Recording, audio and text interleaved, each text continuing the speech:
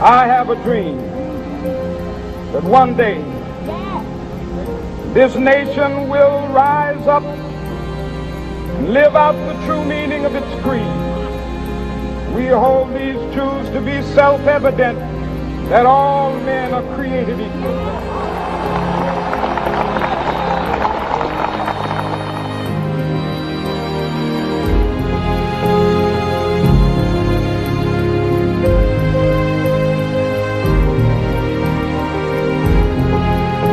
My poor little children will one day live in a nation where they will not be judged by the color of their skin, but by the content of their character. I have a dream today.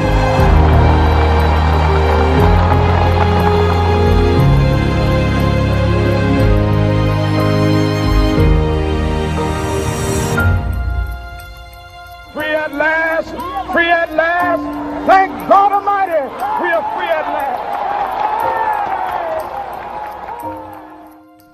Boa noite.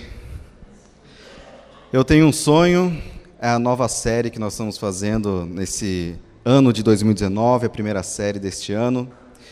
E semana passada, então, tivemos a nossa primeira palestra sobre essa série, Eu Tenho um Sonho, o pastor Túlio trouxe a mensagem. E ele disse que, quando ele estava preparando a mensagem, ele fez uma pesquisa no Instagram dele, fazendo a seguinte pergunta: qual é o seu maior sonho para 2019, para o ano de 2019? E as pessoas responderam, né? Umas falaram, meu maior sonho é encontrar emprego na minha área, o meu maior sonho é passar mais tempo com a minha família, o meu maior sonho é amar mais o próximo. E quando eu estava refletindo sobre isso, sobre essa pesquisa que o Túlio fez, eu lembrei de um sonho que eu tive quando eu era criança. Lá na década de 90, como qualquer garoto brasileiro, depois de ter visto a seleção brasileira ganhar a Copa do Mundo, qual que era o sonho da criança naquela época? Em ser jogador de futebol. Eu tinha um sonho, eu vivia jogando bola na escola, e eu cheguei para o meu pai e disse o seguinte: pai, eu quero ser jogador de futebol. Decidido já, tinha 9, 10 anos. Meu pai falou, então vamos ver, vamos lá fazer o teste. Então a gente morava em Santos nessa época, e ele falou, vamos lá na Vila Belmiro, vamos conversar com o diretor, aí a gente vê o que acontece. Chegamos lá para falar com o diretor, a gente entrou na sala, eu lembro, eu era pequeno, né? Então para mim era tudo grande, cadeira grande, entrou aí meu pai, sentei, meio que afundei naquela cadeira, né? Quase ninguém conseguia me ver. Aí o diretor chega para o meu pai e pergunta, no que eu posso ajudá-lo? Aí meu pai disse, meu filho aqui, ele quer ser jogador de futebol. Interessante, nós vamos ter um teste agora de jogadores, né? E a gente chama de peneira, né? Para quem não sabe, peneira é quando tem muito jogador e você faz a peneira, então só saem os melhores jogadores daquela peneira. Então ele vai fazer o teste. Só que antes de ele me mandar para o teste, ele faz a seguinte pergunta para o meu pai: o seu filho é bom de bola?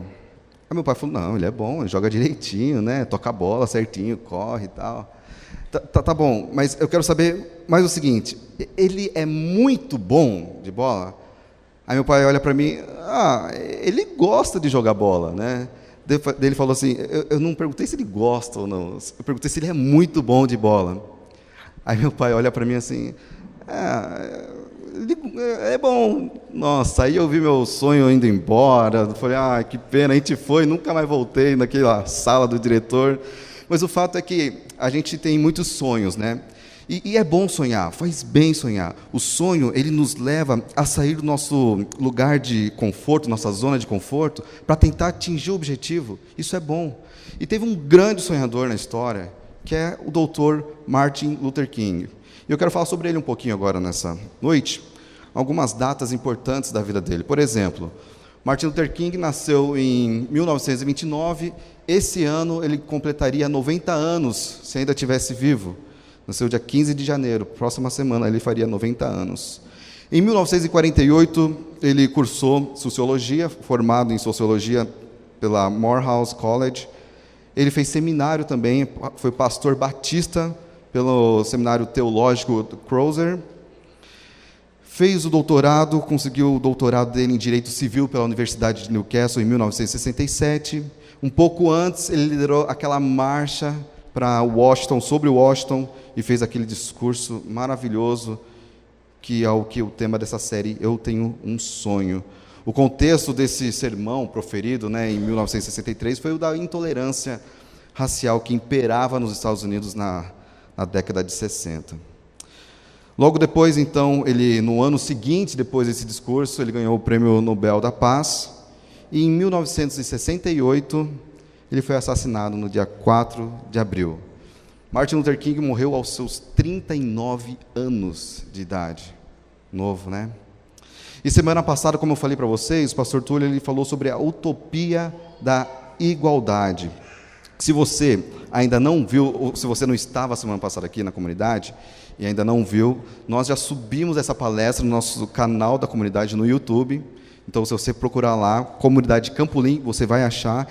E eu já peço para você se inscrever no nosso canal, ative o sininho para receber novas notificações de vídeos novos que a gente vai lançar no canal do YouTube da Comunidade Campolim. Tá bom? Estamos combinados?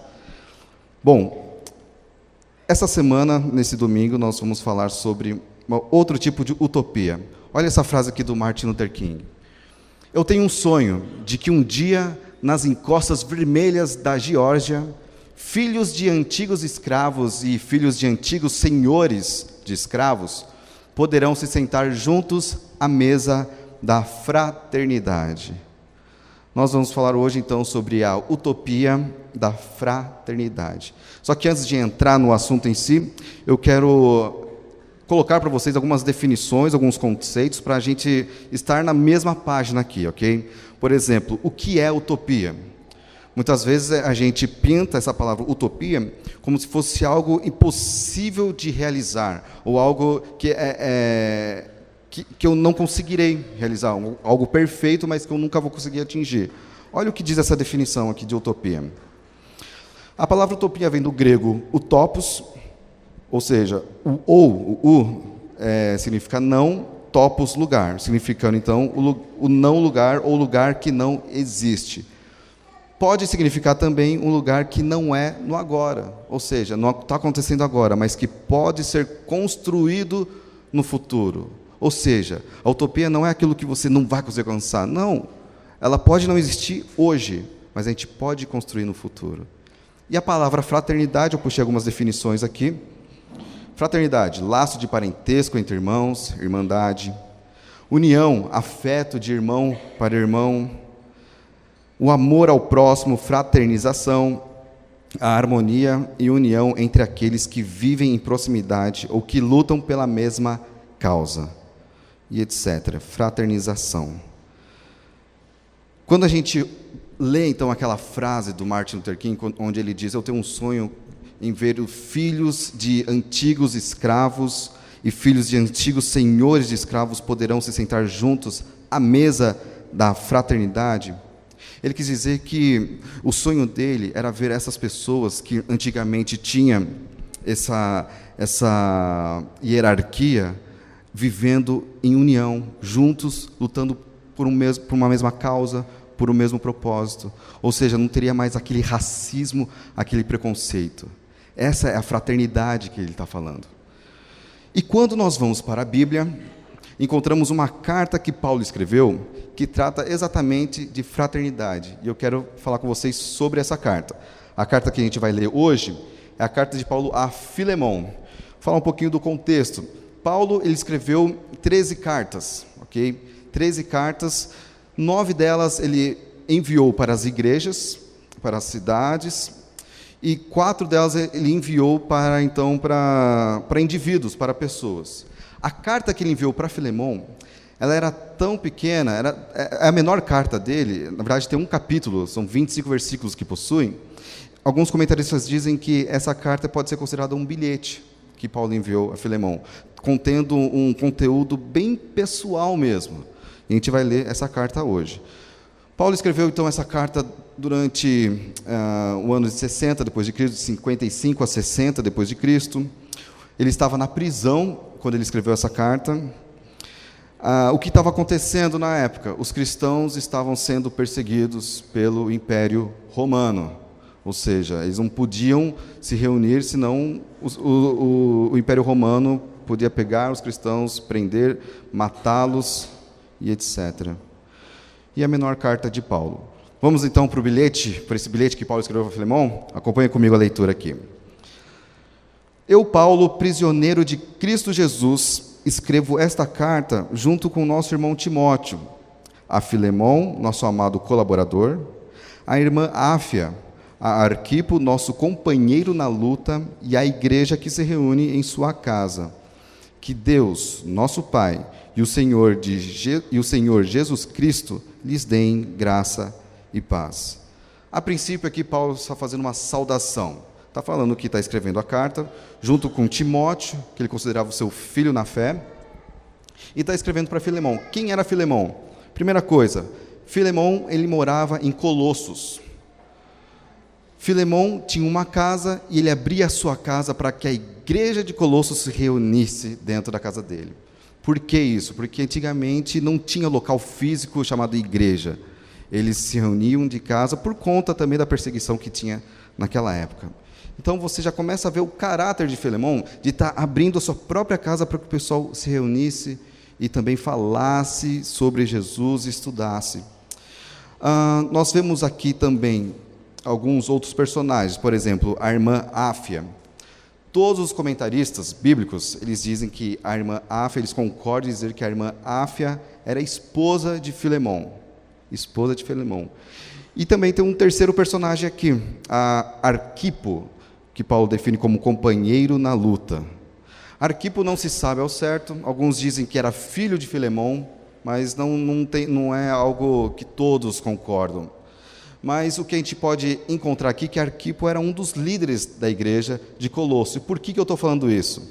Quando a gente vai lá na Bíblia, a gente abre a carta de Paulo aos Colossenses, a gente vê a última instrução de Paulo aos Colossenses dizendo o seguinte: e digam a Arquipo a gente já ouviu agora, e digam a Arquipo, cuide em realizar o ministério que o Senhor lhe deu. Colossenses 4, capítulo 4, versículo 17.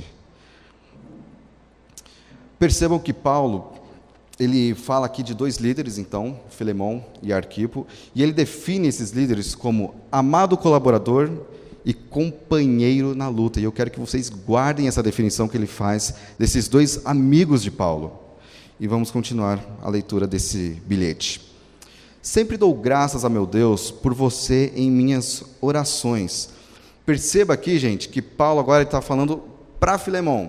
Ou seja, você vê o pronome você, no singular, está falando para Filemon. Então está falando, sempre dou graças por você, Filemon, em minhas orações. Pois ouço com frequência de sua fé no Senhor Jesus e de seu amor por todo o povo santo. Olha que interessante, gente, o testemunho que Filemon estava dando naquela época. Paulo, ele estava preso aonde? Em Roma. E Filemon morava onde? Em Colossos. Então, o que Filemon estava fazendo em Colossos, Paulo estava ouvindo lá em Roma. Você vê do quanto que corre a notícia chegando o que Filemon estava fazendo. Oro para que você ponha em prática a comunhão que vem da fé, à medida que entender e experimentar todas as coisas boas que temos em Cristo. Seu amor, meu irmão, tem me dado muita alegria e conforto, pois sua bondade tem revigorado o coração do povo santo. Aqui agora eu paro e faço uma pergunta reflexiva para vocês. Como uma pessoa descreveria você? Será que essa pessoa descreveria você como alguém que ajuda o próximo, alguém que ama em cuidar do outro, alguém que trata os funcionários com alegria, com compaixão, com respeito, alguém que fala como um colega sem preconceito nenhum. Ou então você é aquele que as pessoas olham, nossa, olha aquele cara, que metido que ele é, não olha nem para a minha cara quando passa na rua. Nossa, ele não está nem aí com outras pessoas. Nossa, ele vê o cara caído ali, não quer nem ajudar, ele sai correndo, ele atravessa a rua. Qual tipo de pessoa que você tem sido? É interessante que todo começo de ano é bom a gente pensar nas atitudes que a gente teve no ano anterior. Por exemplo, como foi o seu ano de 2018? Será que o seu ano de 2018 tiveram boas atitudes? Ou tiveram más atitudes do que boas atitudes? Vamos refletir sobre isso. Quando a gente olha aqui, no caso de Paulo falando sobre Filemão, é uma coisa totalmente extraordinária, porque ele fala assim: Filemão, o que você tem feito é impressionante, o seu amor, olha só, tem me dado muita alegria e conforto. Será que a nossa atitude tem trazido alegria e conforto para as outras pessoas? Filemão, as atitudes de Filemão estavam levando alegria e conforto, e mais, a bondade de Filemão estava revigorando o coração do povo santo. Lembre-se que naquela época os cristãos estavam sendo perseguidos, a situação não estava fácil para ninguém. Então, quando eles viam alguém como Filemão, eles deviam pensar: nossa, ainda bem que existem pessoas ainda como Filemão, abrindo a sua casa, recebendo os cristãos. Por isso, ainda que pudesse exigir em Cristo que você faça o que é certo, antes de continuar, eu quero que vocês imaginem agora Filemão recebendo esse bilhete, essa carta de Paulo. Ele pega esse bilhete e olha, começa a ler. Filemão, meu grande amigo, amado, companheiro, nossa, sua bondade tem revigorado. Eu imagino que Filemão estava lendo, nossa, caramba, que legal que Paulo estava reconhecendo, né, o meu trabalho, que bacana. Mal sabia Filemão o pedido que Paulo ia fazer, um pedido meio que inusitado, a gente vai ler agora. Olha só, aí Paulo já começa: por isso, ainda que pudesse exigir em Cristo que você faça o que é certo, prefiro pedir com base no amor. Eu, Paulo, já velho e agora prisioneiro de Cristo Jesus, suplico que demonstre bondade a meu filho Onésimo. Tornei-me pai dele na fé quando estava aqui na prisão. Olha aí que apareceu um novo personagem. Quem foi Onésimo? Quem foi Onésimo? Onésimo era um escravo. Onésimo era um escravo de quem? De Filemão. Se já não bastasse ele sendo escravo de Filemão, Onésimo decide fazer o quê? Ele foge do seu senhor. Ele foge de Filemão, vai embora, vai para outro lugar. E alguns comentaristas dizem que Onésimo, além de fugir, ele também tinha roubado de Filemão uma quantia X. Então, Onésimo, o escravo fujão, foi embora, roubando ainda coisas de Filemão. Nessa fuga, nós encontramos, então, Onésimo em Roma, perdido em Roma. E Onésimo, então, é preso. E ele cai na prisão, entra numa cela. Quem que Onésimo encontra nessa cela? Paulo. Nada menos, nada mais do que Paulo. Eu imagino esse encontro de Onésimo com Paulo. Paulo estava lá sentado, sei lá, escrevendo alguma carta, né? Aí chega Onésimo. Aí Paulo, opa, chega aí, senta aqui do meu lado. Onésimo, obrigado. Aí Paulo pergunta: qual que é o seu nome? Aí Onésimo responde: eu sou Onésimo. E o seu? Eu sou Paulo. E Onésimo, o que você está fazendo aqui? O que aconteceu? Me conta um pouco da sua história. Aí Onésimo, então, eu era escravo, eu morava em Colossos, e eu era escravo de um senhor lá. Aí Paulo para assim: peraí, Colossos? Eu conheço um pessoal de Colossos. Quem que era o seu senhor? Aí Onésimo, o nome dele é Filemão. Aí Paulo, peraí, eu conheço Filemão, Filemão é um grande amigo meu. Aí Onésimo, nossa, que interessante. Aí para você ver como o mundo é pequeno, né? O mundo é tão pequeno que o Brasil também é um ovo. Eu vou contar uma história para vocês que aconteceu comigo, para vocês verem como que são as coisas. Eu estava aqui na comunidade, fui fazer uma reunião com um líder de uma ONG. Ele estava em Londrina, então a gente estava conversando por Skype, por conferência, videoconferência. Aí ele estava explicando sobre a ONG dele, falando que estava viajando, e conheceu um líder de uma igreja lá em Teresina, Piauí. Aí, opa, peraí, Teresina, Piauí, eu conheço um pessoal lá, de lá.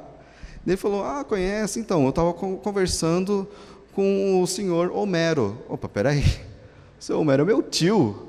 Não acredito, seu tio? Aí, na hora, ele pegou o celular, tirou fotinho lá, vou mandar para o seu tio. Caramba, que bacana. Gente, situações assim acontecem e não são poucas vezes que acontecem. Talvez você tenha uma história para contar de algum dia que aconteceu isso. E aconteceu também com Onésimo e Paulo. Os dois tinham um amigo em comum, um amigo, o senhor, né, no caso de Onésimo, que era Filemão. Continuando, Onésimo não lhe foi de muita utilidade no passado, mas agora é muito útil para nós. Antes de continuar, eu quero explicar um pouco sobre a escravidão. Nós aqui brasileiros, aqui da América Latina, nós temos uma ideia de escravidão diferente do que acontecia na região, no primeiro século, na região de Roma. Nós estamos acostumados, né, quando pensamos em escravidão, nós pensamos em escravos africanos vindo no navio e chegando aqui no Brasil.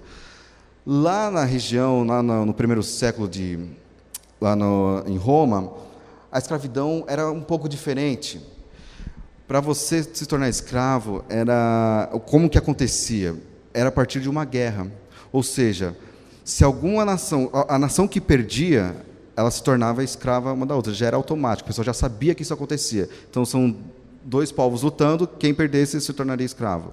Outro tipo de como você se tornaria escravo naquela época, se você tivesse uma dívida muito grande e não conseguisse pagar, então você se dava como escravo para aquela pessoa que você estava devendo. Se fosse maior, então você dava os seus filhos e assim por diante. Era mais ou menos assim que acontecia na escravidão daquela época. Olha atentamente nesse verso 11, como que Paulo está falando. Onésimo não lhe foi de muita utilidade no passado, mas agora é muito útil para nós. Para quem não sabe, a título de curiosidade mesmo, a palavra Onésimo, o nome Onésimo, significa ser útil.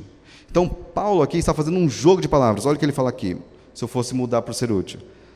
Ser útil não lhe foi de muita utilidade no passado, mas agora é muito útil para nós dois. Você vê o jogo de palavras que Paulo está usando aqui com a utilidade. Vamos lá. Eu envio de volta a você, e com ele vai meu próprio coração. Eu envio de volta a você, e com ele vai meu próprio coração. Imagino que quando Paulo chegou para Onésimo, e Paulo ele pregou o evangelho a Onésimo, e Onésimo ele se converteu, ele se rendeu a Cristo. Então Onésimo já não era mais um Onésimo escravo, mas era um Onésimo cristão. Então quando Paulo fala, olha Onésimo, você agora vai voltar para Filemão.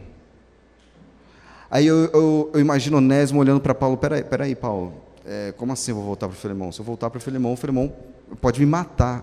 Por quê? Porque um senhor de escravo que fugia, ele podia dar tantos açoites ele quisesse no escravo que tinha fugido. Ou então podia mandar matar, porque o escravo tinha fugido dele. Mas Paulo fala o seguinte, não, vamos fazer o seguinte, eu vou escrever aqui uma carta, vou escrever aqui um bilhete para Filemão, e você mesmo vai entregar esse bilhete, essa carta. Alguns comentaristas dizem que pode ter sido, provavelmente, o Onésimo que entregou essa carta para Filemão, e junto com essa carta ele entregou também a carta aos Colossenses. Como falei, Paulo também escreveu para a igreja de Colossos. E por que eu estou falando isso? Porque olha só o que Paulo escreve aos Colossenses, na outra carta aqui. Colossenses capítulo 4, versos 7 e 9. Tíquico, irmão amado e colaborador fiel, que trabalha comigo na obra do Senhor, lhes dará um relatório completo de como tenho passado. Paulo está escrevendo aqui para a igreja de Colosso. Eu o envio a vocês exatamente com o propósito de informá-los do que se passa conosco e de animá-los. Envio também, quem que ele envia também? Onésimo, irmão fiel e amado. Olha só, Paulo não fala, o escravo que fugiu. Não, ele fala, irmão fiel e amado, que é um de vocês. Ele e Tíquico lhes contarão tudo o que tem acontecido aqui. Voltando para a carta de Filemão, para Filemão. Gostaria de mantê-lo aqui comigo, Filemão, enquanto estou preso por anunciar as boas novas. Assim, o Onésimo, ele me ajudaria em seu lugar. O que Paulo está falando assim, que, cara, o Onésimo está sendo tão útil para mim, que eu queria que ele ficasse comigo. Eu queria que ele trabalhasse comigo. Mas eu nada quis fazer sem o seu consentimento. Meu desejo era que você ajudasse de boa vontade e não por obrigação. Ao que parece, você perdeu o Onésimo por algum tempo, para ganhá-lo de volta para sempre. Ele já não é um escravo para você, é mais que um escravo, é um irmão amado, especialmente para mim. Agora ele será muito mais importante para você, como pessoa e como irmão no Senhor. Olha agora aqui a fraternidade aparecendo. Lembra que uma das definições era o afeto de irmão para irmão, a irmandade? Olha que Paulo está falando aqui, olha, Onésimo é muito mais que um escravo, ele é um irmão. E aqui eu quero destacar para vocês, pessoal, que o poder que o Evangelho pode trazer à vida de uma pessoa. O poder do Evangelho, ele pode transformar alguém que fosse escravo, uma pessoa agora de igual hierarquia. Quando Cristo, ele morreu por nós, Deus, ele olha para nós, ele faz com que o Evangelho nos torne as pessoas iguais. Eu não sou melhor que ninguém aqui, ninguém é melhor que ninguém. Quando nós colocamos a luz, quando nós colocamos o óculos do Evangelho, a cosmovisão cristã, nós somos todos iguais. Esse é o poder do Evangelho. Nós podemos lutar, sim, contra qualquer tipo de preconceito. Olha só, nós podemos lutar contra qualquer tipo de preconceito e injustiça, porque quando Cristo morreu por nós na cruz, Ele nos libertou do poder do pecado. Vocês vão receber esse cartãozinho aqui, que diz: à luz do Evangelho devemos lutar por um mundo sem racismo e injustiça, porque além de libertos do poder do pecado, Cristo vive em nós. Ou seja, você não pode mais falar que você que foi salvo em Cristo Jesus, você não pode mais falar que você é melhor que outra pessoa, ou então que eu não consigo conviver com essa pessoa que está em uma situação tão difícil, não, nem quero olhar para ela. Não, você não pode mais dizer isso, porque agora Cristo vive em você. Você tem o dever de cuidar das pessoas. Vamos continuar. Portanto, se me considera seu companheiro na fé, receba-o como receberia a mim. Se ele o prejudicou de alguma forma, ou se lhe deve algo, cobre de mim. Eu, Paulo, escrevo de próprio punho. Eu pagarei, e não mencionarei que você me deve sua própria vida. Sim, meu irmão, faça-me essa gentileza no Senhor. Reanime meu coração em Cristo. Quando a gente olha para o verso 17, Paulo está falando assim, se me considera seu companheiro na fé, receba-o como receberia a mim. Paulo agora está colocando Onésimo no mesmo patamar que Paulo. Essa é a fraternidade, é o que nós queremos colocar aqui, como viver em fraternidade, é colocando as pessoas no mesmo patamar que a gente, não olhando de cima para baixo, mas olhando no mesmo nível. Não há ninguém melhor que você, não há ninguém pior que você. Somos todos iguais perante a Deus. Esse é o poder do Evangelho e é o que significa a fraternidade. No verso 19, Paulo está falando aqui que ele escreve de próprio punho. Por que ele fala isso? Porque a maioria das cartas de Paulo foram escritas por outras pessoas, ou seja, Paulo ele ditava e as pessoas escreviam. Mas acredito, alguns comentaristas dizem que Paulo escreveu a próprio punho para mostrar para Filemão, quando Filemão recebesse o bilhete ou a carta de Paulo, ele visse, não, realmente foi Paulo que escreveu essa carta. Sim, meu irmão, faça-me essa gentileza no Senhor e reanime meu coração em Cristo. Paulo, no começo da carta, ele fala que Filemão é aquela pessoa que revigora o coração do povo santo. Então ele está falando de novo, reanime meu coração em Cristo. O que Paulo está dizendo aqui, nada mais, nada é que, continue fazendo o que você está fazendo. Continue abrindo a sua casa, continue aceitando o povo cristão. E agora ele está se referindo a Onésimo. Receba Onésimo como o seu irmão em Cristo. Escreva esta carta certo de que você fará o que lhe peço. E até mais. Por favor, prepare um quarto para mim, pois espero que minhas orações sejam respondidas e eu possa voltar a visitá-lo em breve. Olha que interessante.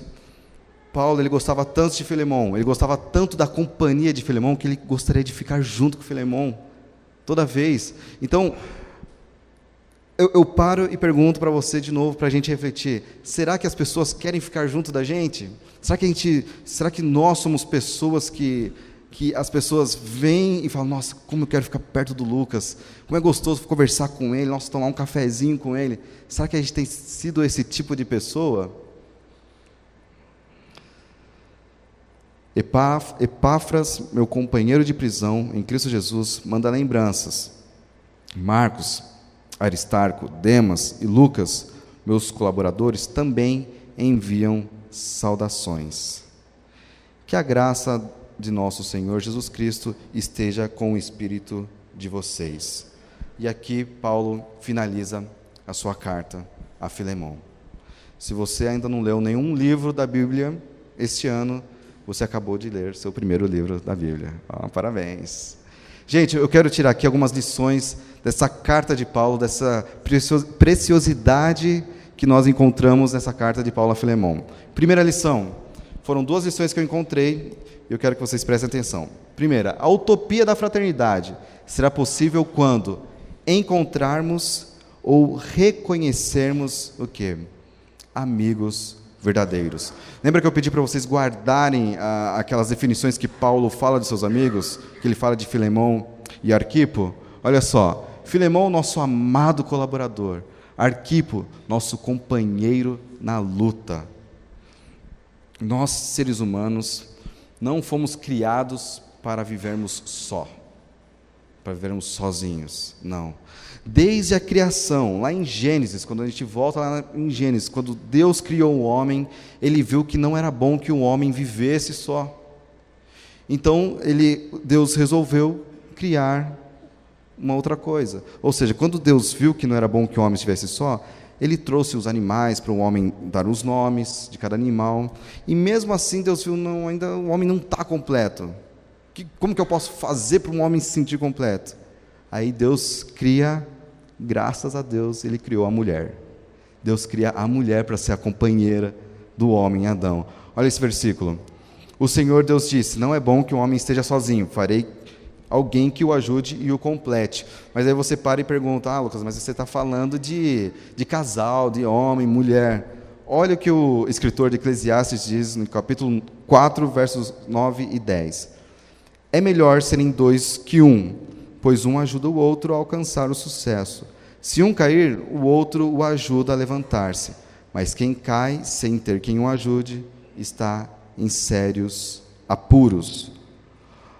A grande questão nossa aqui é que a gente tenta resolver os nossos problemas sozinhos. Quando surge um problema na nossa vida, a nossa tendência é se afastar das pessoas. E quando a gente se afasta das pessoas, é a pior coisa que você faz, porque a gente vai caindo na depressão, a gente vai caindo na solidão, e como é difícil você seguir uma caminhada sozinho. Aí você fala, mas o pessoal fala que quando nós encontramos a Cristo, nossa vida vai ser perfeita, vai ser em flores. Não é assim, não. O próprio Jesus diz que nesse mundo você passaria por aflições, mas ele continua, mas tem de bom ânimo, eu venci o mundo. Mas isso não isenta da gente passar por dificuldade.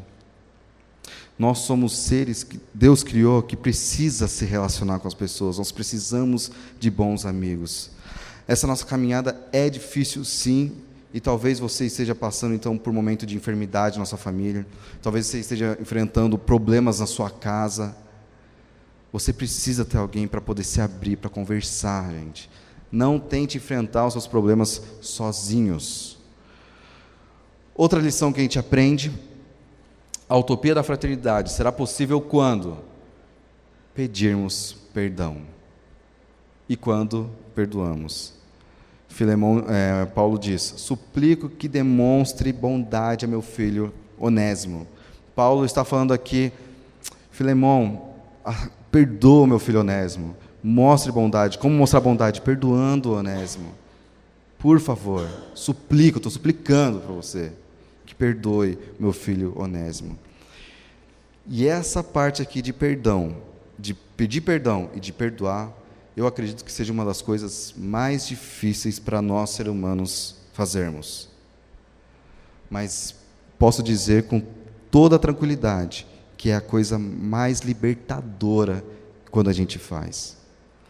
Quando a gente pede perdão, a gente se humilha, a gente reconhece o nosso erro, e quando nós perdoamos outra pessoa, nossa, você tira uma tonelada de peso nas suas costas. É impressionante. Olha o que diz em Lucas capítulo 15, verso 10. Da mesma forma, a alegria na presença dos anjos de Deus, quando um único pecador se arrepende. Você errou? Peça perdão. Você pisou na bola? Se arrependa e peça perdão. Eu não estou falando para você pedir perdão somente para Deus, não. Eu estou falando para você pedir perdão para aquela pessoa que você machucou. Vai atrás dela, não deixe passar janeiro. Vai, antes de terminar janeiro, já conversa com essa pessoa. Vamos começar um ano de 2019 pedindo perdão para aquilo que a gente machucou. Mas também tem outra parte. Se alguém vier te pedir perdão, é o seu dever perdoar. E como é difícil também liberar perdão. Olha só o que diz em Colossenses, Paulo também falando aqui, ó. Sejam compreensivos uns com os outros e perdoem quem os ofender. Lembre-se, olha só, lembre-se de que o Senhor os perdoou, de modo que vocês também devem perdoar. Por que a gente deve perdoar? Porque Deus nos perdoou. Deus nos perdoou de quê? Dos nossos pecados, dos nossos erros. Como que Deus perdoou? Só tinha uma maneira dele perdoar: enviando o seu Filho Jesus para morrer na cruz por nossos pecados, para que assim, quando Jesus morresse, o sangue derramado de Jesus pudesse lavar os nossos pecados. E Jesus ressuscitou, e assim Deus conseguiu olhar novamente para nós, lavados pelo sangue de Jesus. Isso, meus irmãos, é graça de Deus. É a graça de Deus que se achegou na gente, através do seu amor, através do seu perdão. E se Deus perdoou o que a gente fez, quem somos nós para não perdoar o que o próximo fez para a gente? A gente não tem moral nenhuma para falar: não vou te perdoar, você não merece. Olha para você mesmo, faça uma autoanálise. Será que a pessoa não merece? E você? E eu? Eu não merecia.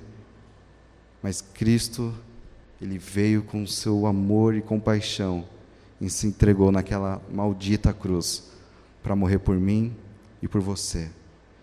Gente, é tempo de liberar perdão. Não leve esse fardo para sua casa hoje. Tire essa tonelada das suas costas. Pense em alguém que você precisa reatar amizade. Gente, eu tenho visto amizades sendo desfeitas porque a pessoa não conseguiu liberar o perdão. Amizades de longa data, porque a pessoa não conseguiu liberar perdão. Se você está em Cristo, se você é uma nova criatura, é o seu dever liberar o perdão. Olha o que o Dr. Martin Luther King diz a respeito disso.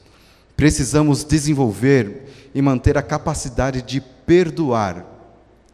Quem é desprovido da capacidade de perdoar, é desprovido da capacidade de amar. Há algo de bom no pior de nós e há algo de mal no que temos de melhor. Quando descobrimos isso, ficamos menos propensos a odiar nossos inimigos. É tempo de perdoar, gente. Porque só através do perdão a gente consegue, então, amar as pessoas. É difícil? Claro que é difícil. Mas é possível. Porque um dia Cristo te perdoou. E nós temos que fazer o mesmo, perdoar as pessoas. Para refletir e aplicar e praticar. Primeiro, não ande sozinho ou sozinha neste ano de 2019. Faça boas amizades. Olha que eu coloquei boas amizades aí, né? Não faça amizades também que não sejam boas. A gente tem que ter esse discernimento de encontrar pessoas boas para andarem ao nosso lado. E eu quero falar aqui para jovens e adolescentes.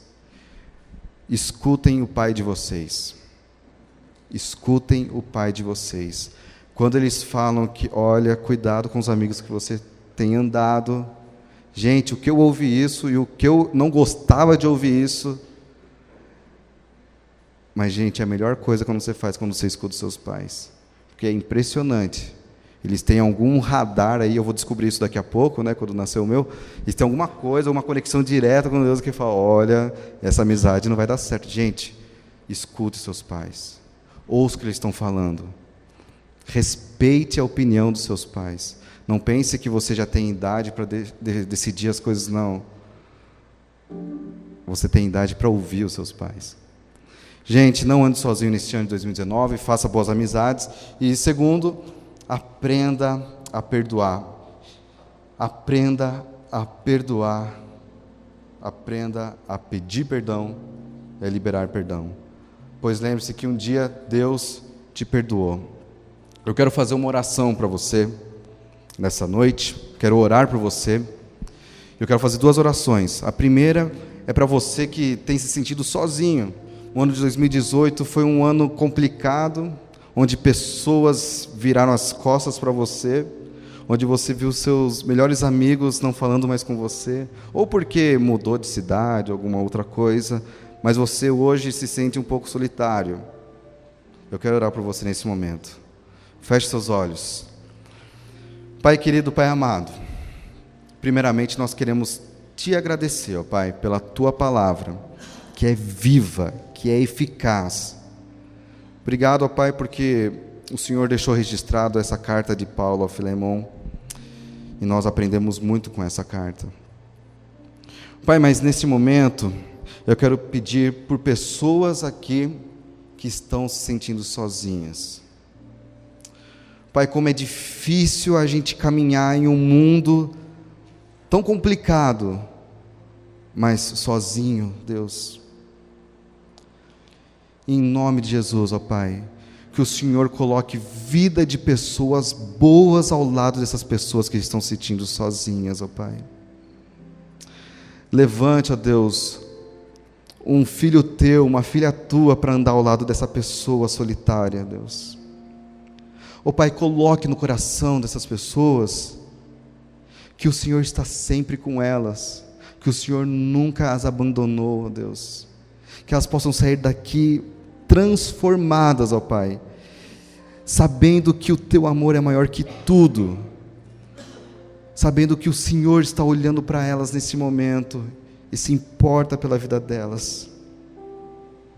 Ó Pai, dê discernimento para essas pessoas enxergarem as pessoas certas para caminhar neste ano de 2019 e pela vida toda, no nome de Jesus. E agora eu quero orar para você, por você, que está precisando liberar perdão. Tem alguma situação na sua vida mal resolvida em 2018, e eu quero orar por você nesse momento. Eu quero que você pense agora uma pessoa que você brigou no passado ou que precisa pedir perdão. Pense agora, e eu quero orar por você nesse momento. Feche seus olhos mais uma vez. Pai, como é bom saber que o Senhor ouve a nossa oração. Deus, neste momento, eu quero pedir que o Teu Santo Espírito possa tocar no coração de cada um aqui, ó Deus, e que possa transformar o coração das pessoas que têm dificuldade de liberar perdão, ó Pai. Que eles possam entender que o maior erro da vida delas, o maior pecado, o Senhor já perdoou. E com esse perdão, essas pessoas têm livre acesso a Ti. Com esse perdão que foi demonstrado na cruz, elas podem descansar no Senhor.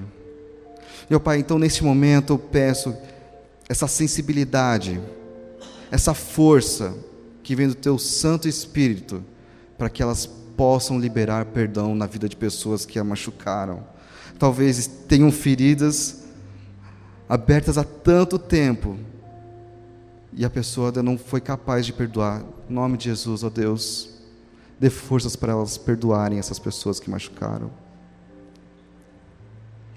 Ó Pai, ao mesmo tempo que o Teu Santo Espírito acuse a nossa mente, se existe alguém que a gente precise pedir perdão, e dê forças para que a gente se humilhe e consiga realmente falar com essas pessoas e pedir perdão.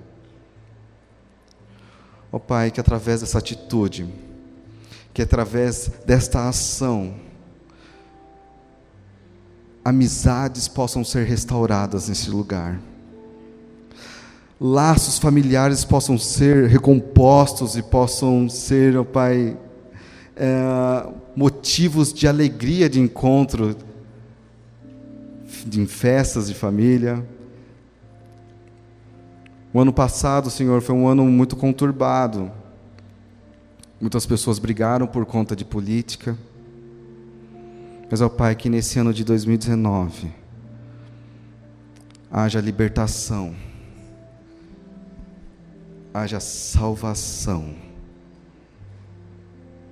Ó Pai, para finalizar aqui, nós queremos, ó Pai, te pedir que o Senhor nos dê um coração igual ao Teu, um coração capaz de perdoar, um coração capaz de amar, um coração capaz de pedir perdão. Por favor, Deus, nos ajude ao que nós te pedimos, no nome santo e poderoso de Jesus. Amém. Amém.